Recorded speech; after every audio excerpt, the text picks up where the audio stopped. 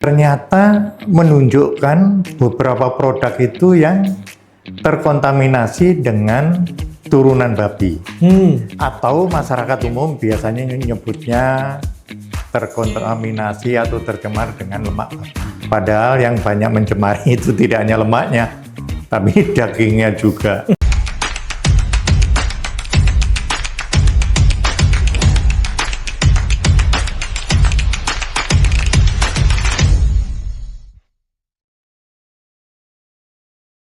Bersama MUI Kalimantan Timur menguatkan akidah, menebar hikmah, dan merajut ukhuwah.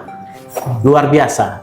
Nanti kita juga banyak menggali bagaimana sesungguhnya kehadiran Majelis Ulama Provinsi Kalimantan Timur. Sehat, Pak? Alhamdulillah sehat. Sehat ya? Ya, Direktur LPH LPPOM. Iya, direkturnya. Iya, itu. Kalau dalam sebuah organisasi beliau direkturnya, artinya kata orang daerah itu bosnya itu, bosna. Ya. Kita hari ini bicara tentang bagaimana sesungguhnya mengenal LPH POM MUI Kalimantan Timur terkait dengan sertifikat halal, teknik pemeriksaan, dan produk halal untuk umat. Ya, Pak. Bisa sedikit diceritakan Pak Haji Sumarsongko, bagaimana sebenarnya ide dasar terkait dengan sertifikat halal ini, Pak, ya, untuk bisa diketahui oleh masyarakat Kalimantan Timur atau masyarakat yang mendengarkan dan menonton podcast kita pada kesempatan hari ini. Silakan, Pak Haji. Terima kasih. Assalamualaikum warahmatullahi wabarakatuh. Waalaikumsalam warahmatullahi wabarakatuh. Kita flashback sebentar, sejarah berdirinya LPPOM MUI itu tidak terlepas dari hasil penelitian seorang guru besar dari Universitas Brawijaya di Kota Malang. Pada saat itu, tahun 1988, beliau melakukan penelitian, ternyata banyak produk yang beredar, khususnya di wilayah Malang, Surabaya, dan sekitarnya. Ternyata menunjukkan beberapa produk itu yang terkontaminasi dengan turunan babi. Atau masyarakat umum biasanya menyebutnya terkontaminasi atau tercemar dengan lemak babi. Padahal yang banyak mencemari itu tidak hanya lemaknya, tapi dagingnya juga. Ini. Nah, sehingga Majelis Ulama Indonesia membaca dan mencermati, kalau sampai ini dibiarkan, ekonomi Indonesia akan mengalami keguncangan. Karena apa? Karena di Indonesia mayoritas adalah umat Islam, Muslim. Kalau sampai tidak segera ditertibkan atau diinformasikan mana yang halal, mana yang tidak halal, masyarakat akan tidak ada pegangan.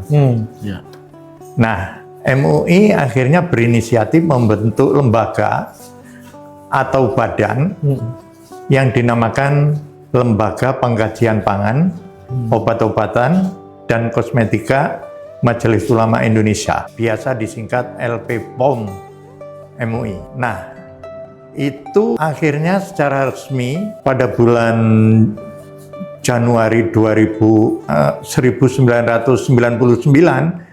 berdirilah LPPOM MUI. 1989 itu berdiri LPPOM MUI. Dari sini memang taraf koordinasi dalam operasionalnya tidak semudah yang dibayangkan, karena ini menyangkut banyak stakeholder, sehingga secara bertahap MUI Kalimantan Timur yang pada saat itu ketuanya Kiai Haji Sabraniti baru pada Oktober 1999, perlu waktu 10 tahun dibanding pusat, itu LPPOM MUI Kalimantan Timur berdiri. Sehingga harapannya pada saat itu dalam waktu cepat LPPOM bisa memberikan pencerahan terhadap khususnya masyarakat Muslim yang ada di Kaltim, tapi tidak sesederhana yang dibayangkan. Karena masih banyak masyarakat kalau yang memproduksi itu orang Muslim pasti halal. Jadi ada pendapat-pendapat yang seperti itu, tapi kenyataannya ternyata tidak demikian. Memang kehadiran LP POM ini sangat diperlukan sekali, sangat diperlukan sekali itu. Dan di tengah masyarakat Kaltim yang majemuk, dan kita tahu bahwa terkait dengan halalnya BPOM MUI ini, LP POM ya, MUI ini juga melihat sejauh mana distribusi makanan khususnya Pak ya, baik itu yang mengandung babi maupun hal-hal yang lain Pak.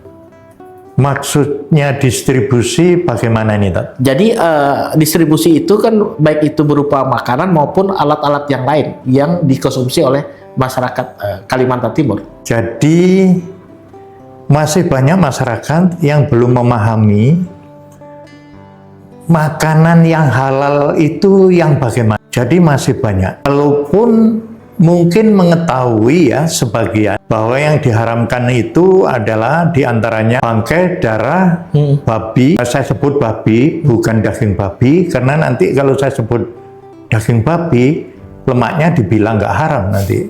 Jadi babi keseluruhan itu haram. Jadi bangkai, darah, babi, hewan yang disembelih tidak sesuai syariat Islam, khomer, dan binatang buas hadisnya. Nah ini hampir semua ustadz, ulama itu sangat memahami.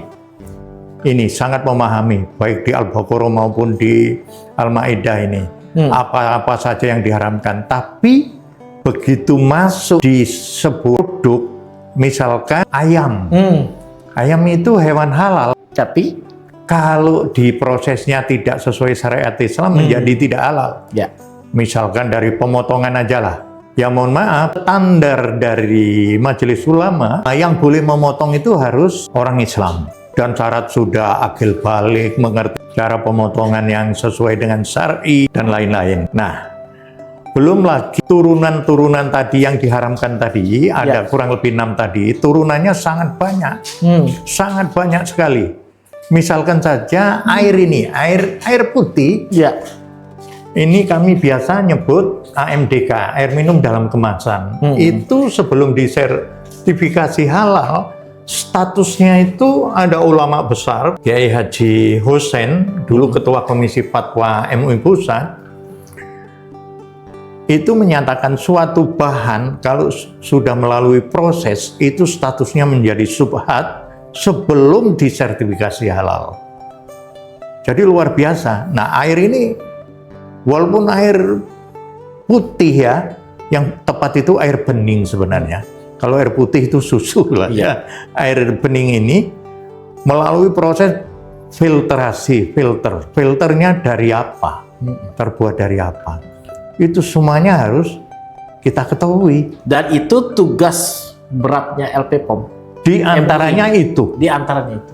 Di antaranya itu. Jadi belum lagi makanan. Misalkan, mohon maaf, terigu. Hampir semua wadi itu ada bahan terigu. Terigu untuk memperkaya gizi terigu itu biasanya disuntik, ditambahkan dengan vitamin. Nah, vitamin ini terbuat dari apa? Ada loh vitamin itu yang diekstrak dari sesuatu yang tidak diduga oleh masyarakat secara umum. Misalkan dari rambut. Ada. Nah, ini harus kita ketahui. Makanya sebenarnya sertifikasi halal itu tidak sederhana. Tidak sederhana. Jadi sangat kompleks. Makanya kalau sampai dianggap mudah, itu enggak juga. Enggak juga. Ya. Nah, secara teknis, Pak Haji Sumarsongko berkaitan dengan tugas LP POM ini ya. Contoh semacam soal ayam tadi, menyembelih ayam. Bagaimana pembinaan kepada masyarakat kita yang profesinya setiap hari sehingga ketika diproduksi dan dimanfaatkan dari ayam tadi itu bisa menghindari hal-hal yang terima kasih. Ini pertanyaan sebenarnya yang paling esensial di dalam proses sertifikasi halal ini, Karena saudara kita pelaku usaha pemotongan ayam, ada istilah RPU, RPA ya, rumah potong ayam, rumah potong unggas. Ini syaratnya harus punya 2 juru sembelih halal. Kami biasa sebut juleha. Juleha, juru sembelih halal. Nah, juleha ini ya seperti tadi saya sampaikan, syaratnya muslim, ya, sudah dewasa, mengerti tata cara pemotongan yang syar'i, itu kita latih. Nah, ternyata tidak sesederhana yang kita bayangkan. Untuk mereka bisa hadir di suatu tempat, itu saja tidak mudah. Jadi kita latih minimal 1 hari penuh, yang betul itu 2-3 hari. Sekaligus ada prakteknya. Karena juga beberapa kali kami jumpai bahwa pemotongan ini kelihatan sederhana, yang penting ayam mati, kan begitu saja. Itu ada istilahnya saluran wadain, hulkum, ada mar'i. Ya, 3-tiganya harus putus. Belum lagi ada istilah keserawan, kesejahteraan hewan. Ini juga harus diperhatikan. Makanya kita khususnya, ini kan produk hulu ya. Rumah makan catering tidak bisa bersertifikat halal yang menggunakan ayam sebelum ayamnya sendiri halal. Jadi dari hulu ini, kalau hulunya belum halal, nggak mungkin di hilirnya bisa halal. Ini. Nah, tentu ini memiliki tantangan terberat bagi seluruh masyarakat kita ya di Kalimantan Timur. Apa yang harus dilakukan? Tantangan itu yang harus dilakukan LP POM MUI Kalimantan Timur sehingga masyarakat tadi, baik itu yang berprofesi sebagai penyembelih maupun pengkonsumsi dari barang-barang tersebut, apa yang harus kita lakukan dan tantangan seperti apa nih Pak? Ini kami semenjak tahun 1999 tidak ada istilah bosan-bosannya mengadakan sosialisasi, edukasi terhadap semua stakeholder. Jadi baik itu pelaku usahanya maupun masyarakatnya. Karena masyarakat masih banyak berpendapat yang penting warungnya orang Islam, kan begitu, yang memproduksi makanannya orang Islam. Tidak tepat juga itu, karena pelaku usaha pun masih banyak yang belum tahu yang halal itu bagaimana. Sebenarnya sertifikasi halal itu, mohon maaf, agak sederhana. Yang penting bahannya halal, prosesnya dengan cara-cara thayyib di tempat yang sehat, bersih, itu akan menghasilkan produk yang halal. Jadi baik pelaku usahanya, masyarakatnya juga harus ada edukasi ya, ada sosialisasi, termasuk di majelis taklim dan lain-lain itu harus. Termasuk ini adalah bagian dari pembinaan dari Majelis Ulama Indonesia. Khususnya Provinsi Kalimantan Timur. Iya. Dan pemirsa podcast MUI Kalimantan Timur, di sesi pertama atau segmen pertama ini, luar biasa Pak Haji Subak Songkong menjelaskan bagaimana sebenarnya proses yang dilakukan ketika kita atau kegiatan-kegiatan yang disiapkan oleh LP POM MUI Kalimantan Timur. Iya. Masih bersama saya Rudi Mulyadi di podcast kesempatan hari ini. Kita masih membahas tentang bagaimana sebenarnya sertifikat halal, pemeriksaan dan produk halal untuk umat ya, untuk umat.